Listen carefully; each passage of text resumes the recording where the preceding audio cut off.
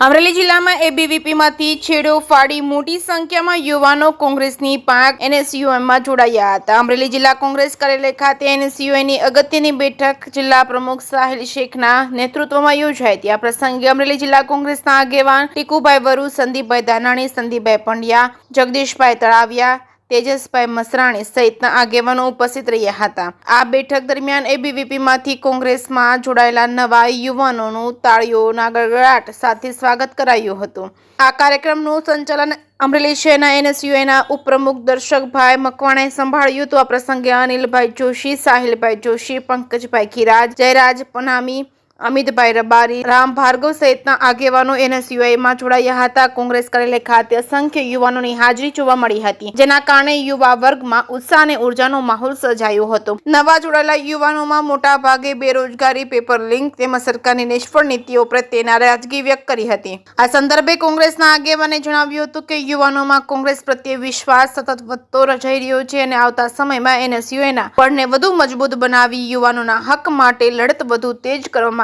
અમે તમારી સાથે ખંભે તો ખંભો મિલાવી તમારા સુરમાં સુર પુરાવીશું. જે.કે. સિંહ ગુજરાતી સાથે જૈનિક સુજિત્રા, અમરેલી. આજ રોજ અમરેલી જિલ્લા એનએસયુઆઈ દ્વારા કાર્યક્રમ કરવામાં આવ્યો. જે કાર્યક્રમની અંદર અખિલ ભારતીય વિદ્યાર્થી પરિષદ એબીવીપીનો છેડો ફાડી વિવિધ એબીવીપીના હોદ્દેદારો તથા અસંખ્ય યુવાનો એનએસયુઆઈમાં જોડાણા છે. ત્યારે આ સરકાર જે યુવાઓને બેરોજગાર કરી રહી છે, આ સરકાર યુવાઓને શિક્ષણ આપી શકતી નથી, વિવિધ ગતકડાઓ કાઢે છે વિદ્યાર્થીઓના નામે.